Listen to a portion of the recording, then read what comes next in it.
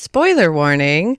Welcome to episode 2 of Game of Thrones with Kat and Pappy. We are going to be discussing The Wars to Come, which is the season 5 premiere.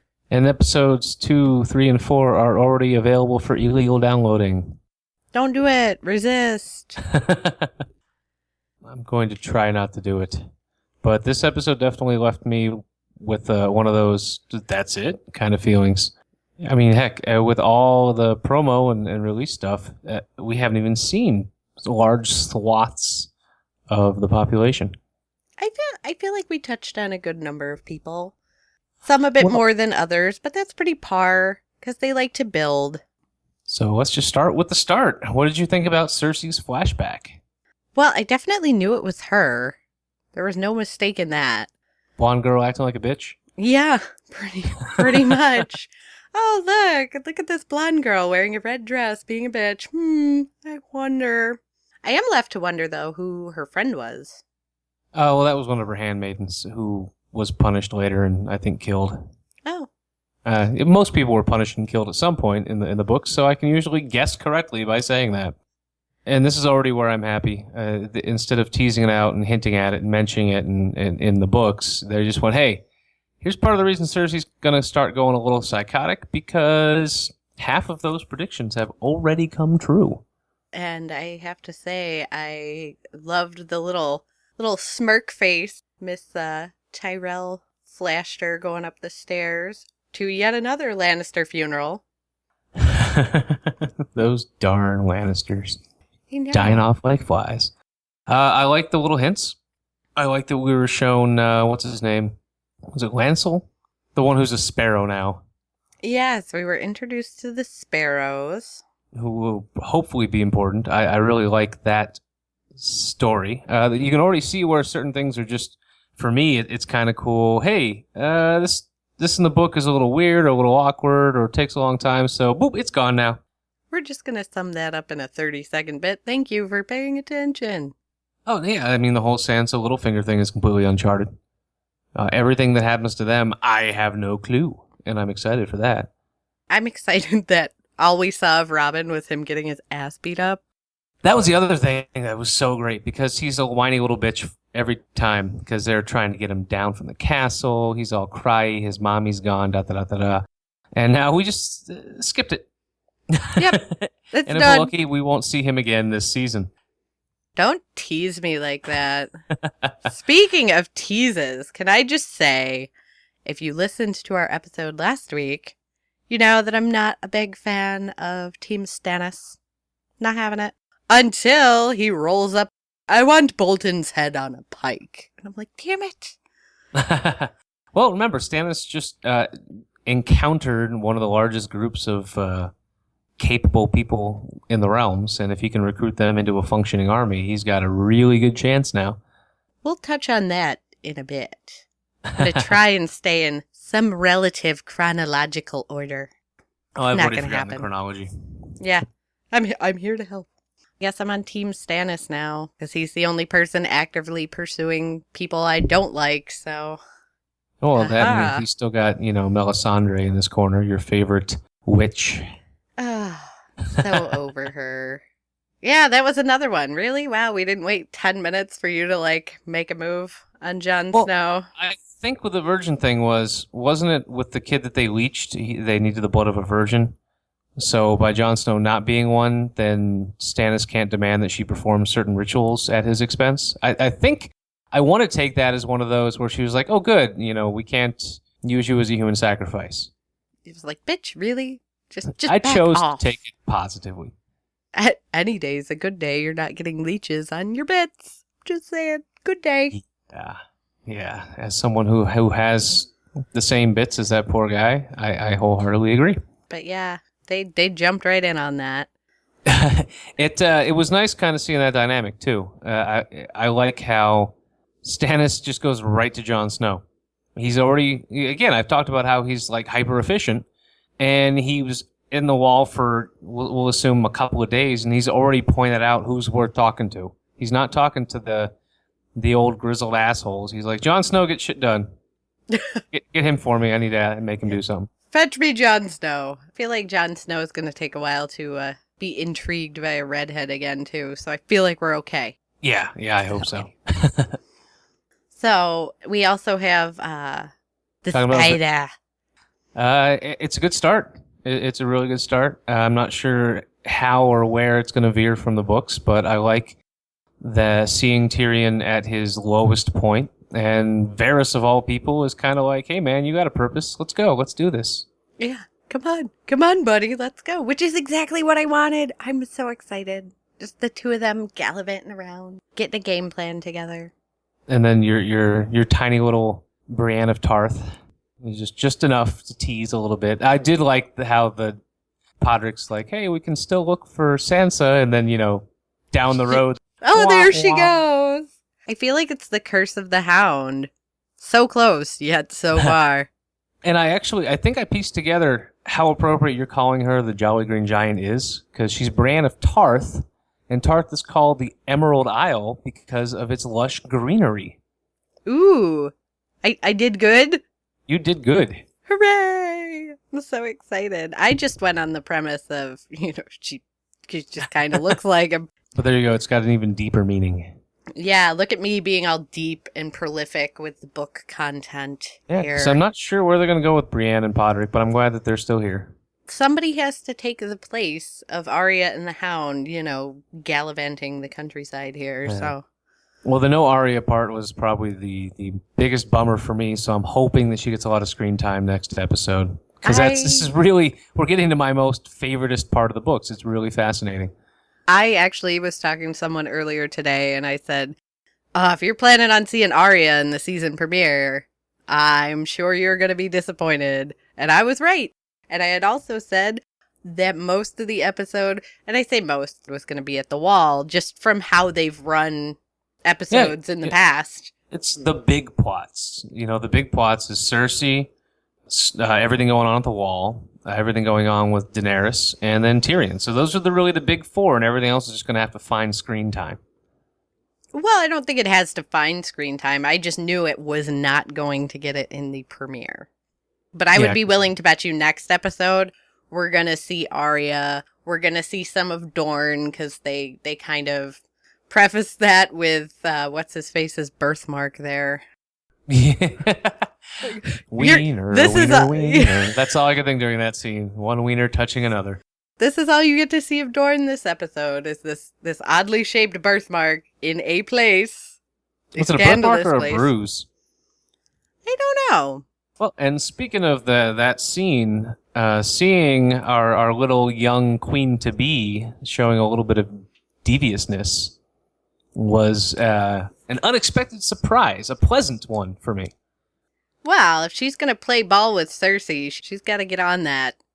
Well, that we're seeing maybe a hint of her grandmother Rose in her blood. That's kind of nice. Yeah. Well, you would hope, growing up with her, that maybe she would learn something. So I'm happy that we're seeing some shades of that. She's going to play back and forth with Cersei. She's got to get on Cersei's level, and she's working on it. That little smirk, though, I tell you what, that was classic. And it was so quick, where she's walking up the steps to the church, and Marjorie just gives her this little, half grin, sup. Yeah, I think that with Tywin being dead, he's really the last big danger in the Highgarden Way. Yeah. And now they can start fucking with Cersei. Pretty much. I mean, they really do have to get her kind of out of the picture for their plans to work with not Joffrey. Yeah, because what is it? Well, yeah, because what is it with Tommen? He's only, 12 or 13? So there's years before Marjorie can become the official queen. So until then, Cersei's the regent, unless something unfortunate were to happen to her. I was a little bummed about the lack of Jaime, but it made sense in context. Oh, it took her, 15 minutes to rip him down? He left that scene looking like a sad puppy. Well, I mean, it's kind of his fault. It's totally his fault. I'm inclined to agree with her logic on that, but yeah. I'm not upset about the chain of events that have transpired. Yeah, I think we get to see Cersei really starting to become obsessed with her imp brother for the bad, which again, I I read the books, and I'm hoping they at least stick enough to that because I hate Cersei. Minor spoiler, I'm not going to talk about any event, but I hate Cersei, and I truly hope that she gets some comeuppance this season. Ooh, comeuppance. Are they blueberry comeuppance? Aw, man, I'm hungry now. Damn it. So that leaves us with Dragon Mama, really. I mean, as far as somebody we haven't talked about yet. I did have to give a little bit of a chuckle to her and Beardman there making googly eyes at each other like they're in middle school while the other guy's pleading like, please don't destroy my country. Are you talking about her lover? Dario.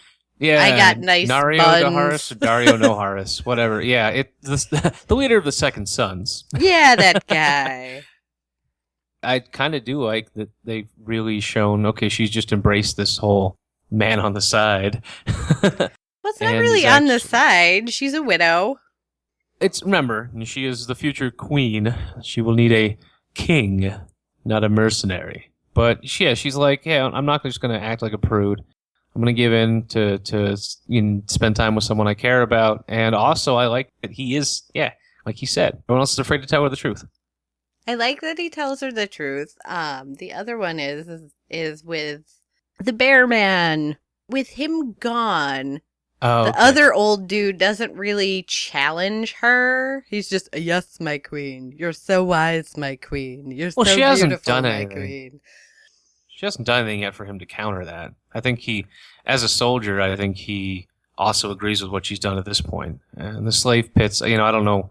Well, the Westeros, they are all raised to hate slavery, so I think he has just as much animosity towards those pits as she does.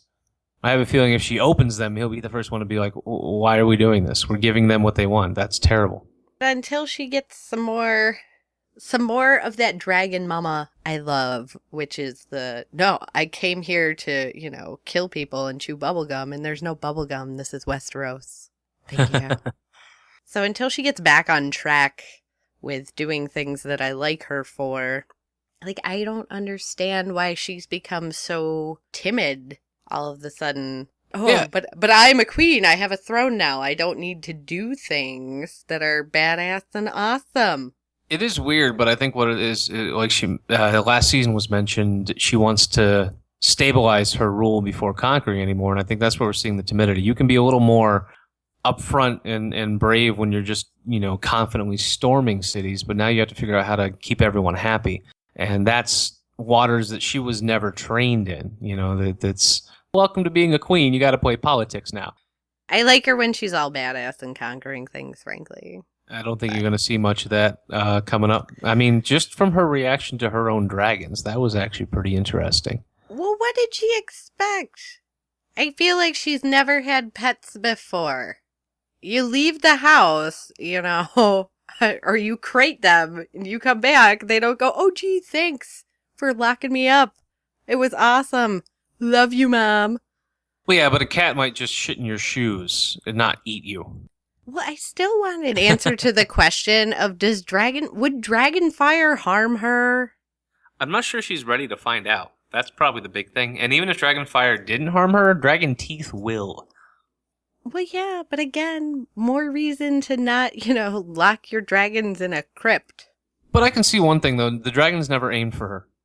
So I think that, like you said, that's a lot of mommy, why'd you lock me up? I'm all throwing a tantrum now. Yeah, I'm going to throw a fit and I'm going to chew the couch. Oh, wait, you didn't give me a couch to chew on. Yeah, and this is where I feel like this season is really going to look like a setup season. It's the intermediary. I don't think huge things are going to happen. I think a lot of things are going to be set up. Oh, I totally disagree. I think we're following the same model that we have every season, which is season premiere is going to recap the big stuff that happened in the last 2 episodes. Because it's almost tradition now. The episode before the finale is going to be the big action episode. And then the episode after that's going to be a little bit of aftermath and throw in some other big, scandalous things at you. And then the premiere, you wrap up those 2 episodes and then you proceed forward building up to those bigger points for those last 2 episodes. Well, that's where, having read the books, I'm not sure. Because is this season going to wrap up both books, or is it going to try and combine and mix and then do both books this season and next season? That's really where I'm at, because I can't think of a whole lot of. Well, I can't think of anything as exciting as the Red Wedding. As mind blowing. And there's been mind blowing bits. We talked about Oberyn and all of that, but. Yeah, and that's why I can't wait to be introduced to Dorne next season or next episode. Yeah, next season. Next season. Ooh, God damn it! You have really low expectations for how much they're going to do this season. No, I think we're good, and I'm happy to see that Spider-Man is all Team Targaryen because I think. Well, he has been since the beginning. So I'm happy to see that he's getting on board with that. Well, yeah. Well, now his hand has been forced to be open. Or at least to share that information with Tyrion. And that's going to make things a lot more fun down the road. And like I said, I just like seeing them together because I think they work great as complements and foils, Varys and Tyrion. So I'm going to enjoy their time together and hope it does not end in blood and tears like so many things on Game of Thrones. They're doomed because I'm all for them. That's my new duo. They have replaced Arya and the Hound. Well, actually, no. Yeah, nobody's replaced Arya and the Hound. Well, for I mean, me. you were rooting for Podrick and Brienne as well, and they're still alive. Yeah, for now. I really don't think they're important enough to kill off right now. I'm cool with that, as long as they keep, checking in every once in a while. Like I said, we already know that we're not getting any Bran or Hodor, so I think that time is a lot of that is going to be filled by Sand Dorne. snakes. Yeah. Yeah, and actually, I really hope that the show fleshes them out more than the book, because the book introduced you to one or two people and then was kind of like, and stuff happened by. And okay, bye. They're fascinating characters, so I really do hope the show embraces that. One episode into the season, and it's already gone so far that me being the book guy, this ain't going to help me for shit. And we'll see. We'll see. Just in the opening sequence, because I will never skip it, because I love the song. Oh, by the by, we do have a new song for this series, thanks to Mr. Dave Ottavino. Thank you, Mr. Ottavino. You're awesome. It's awesome. I'm so excited for people to hear it. I digress. Opening sequence has a lot more expanded cityscapes from Dorne and that continent that I can't remember. Essos. Thank you. You're welcome. They've added a bunch of, little growing cities over there that, again, I can't name, but give me a couple episodes. I'll be good. Like Quarth and Yunkai, and now we will acknowledge that they have names rather than just burned out city number 1. Yeah, city on fire. Still unclear on why they slid the giant golden goddess whatever. Oh, because that was basically the symbol of slavery. That was a symbol that hovered over that city for thousands of years. They were a slave trade. That was their goddess of slavery or their symbol of slavery or whatever. So yeah, they tore it down because this ain't us no more. All right, I'm cool with them. New regime, get rid of the symbol of the old regime. At least they did put those wooden logs down to kind of help it slide rather than just smush all over the pyramid. They should have just built a giant ramp and launched it right out of the city. That would have been cool. But I feel that would not have been cost effective. Probably not. Which also leads to, and I don't remember the name of them, the mysterious golden masked people. I loved that scene, just showing that one of the eunuchs was paying a prostitute just to be cuddled. I think that was actually really sweet, and it really humanized all the Unsullied, because, their balls are gone, but they still have needs, and that feeling of warmth and caring that comes only from, being snuggled. I think that was kind of sweet. And then, of course, bleh. Well, that'll teach them to cuddle. Shall we talk about Mance? Mance Raider. Toasty, warm Mance Raider. I think I found the only thing that Gilly and I would ever have in common. And that is the face she made while he was going up on flames. Because if I was standing there, I would have been just as bug-eyed, jaw-dropped. That's what you're going with? Can't we just cut people's heads off? Seriously? Oh my god! And that's what I really loved. That difference between Stannis' daughter Oh. and his wife. Where she's totally disgusted and his wife's sitting there with like this total Dexter face going on. It was actually really, really good. It's like even in this realm, they're like, yeah, we understand beheadings, we understand the occasional hanging, but seriously? You're gonna burn him to death? That's kind of fucked up. Setting him on fire, yeah. But when he said demands, like, oh, how are they going to kill me? They're going to cut off my head. They're going to hang me. No, they're going to burn you. You could see the visible twitch under his eye of like, wait, what? Yeah. I was going to die like a man, under the knife, but now who, what? Yeah, excuse me? Did so what do you think about the ending? I want somebody to shoot that little kid. The little boy that John's like slapping around in the beginning of the episode. Yeah, that was the kid that saved his life at the end of last season. Did he really though? I mean, did he really? Yes. Just no. No, he didn't. Oh my gosh. I'm not over her death. She was my homegirl. Anyway, he did nothing wrong in this episode.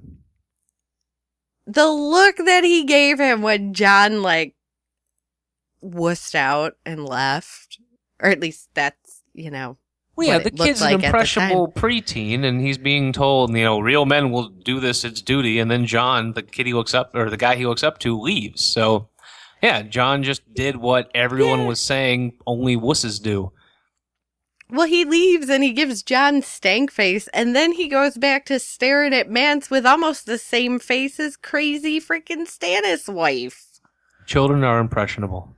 And I'm just, there's something wrong with that boy. Something wrong. Well, he did lose all of his family to raiders and is now a member of the Night's Watch against his intentions. Yeah. But there's still something wrong with that boy. PTSD is a wonderful thing. I worry. I feel he's going to be one of these little, like, sleeper characters where you're like, oh, he's just harmless because he's just a boy, and he's going to, like, come in Jon Snow's room and, like, stab him to death in his sleep or something. I'm really twitched out about that kid now. After feeding Ghost poisoned meat. Stop killing dire wolves, god damn it. We established this. And I like the little infographic that you had on the YouTube version of the last episode. Exit out all the dire wolves. As I'm talking, you're just circling and Xing. Yep. That was good. Crossing them off. Yeah, I had a lot of fun. Listeners, more reason to check out the YouTube version of these shows. Yeah, I engage you visually. Back on track, though. I'm happy John shot him, because even I was with Gilly on that one. I was like, I would even snuggle Sam in this instance, because I ain't watching that. That's how much you hate what happened that you would willingly snuggle Sam to get away from. I would have snuggled right into Sam's shoulder like, I ain't watching this anymore. No, I'm done. Let me hide in your arm fat, Sam. Yeah, just put me in one of your back rolls and hide me for a second. Yeah, it was a good way to end it, as much as I wish there were 4 more hours of it. I think that ending on that note with the little what if, because he just, killed a guy who was being... Killed. Yeah, well, but punished in that way for a reason. And so he pretty much just went against the wishes of the little bad witch and Lord Stannis. So let's see what the fallout is like next episode. I am hoping and / predicting, here's what I'm thinking. So bear with me.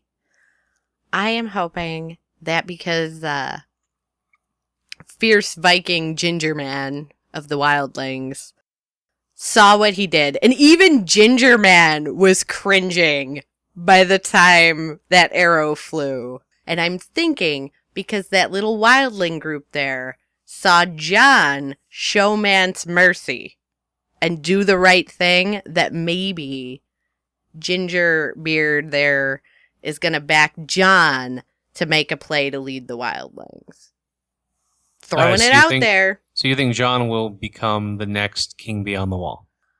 I think not necessarily King Beyond the Wall, because he's got to play a very fine line Okay. with Stannis here, but I think that Jon may in fact be able to convince the wildlings to go on the crusade through the north and kill all the Boltons. Oh, well, I enjoy your predictions and guesses because that one I actually truly believe the show will hew to. So if so, then I know the answer. So I can't wait to see, or I can't wait for us to talk about it in an episode or 2 or 5, depending on how the show goes. Or 5. So there you go, guys. If you want to talk about Game of Thrones or hear other people talk about Game of Thrones, we're going to have it up with roughly 24 hours or less after the show airs, which means you can get some fresh stuff to maybe help you form an opinion or hear someone agree with you and nod your head and be like, exactly! That's what I was thinking.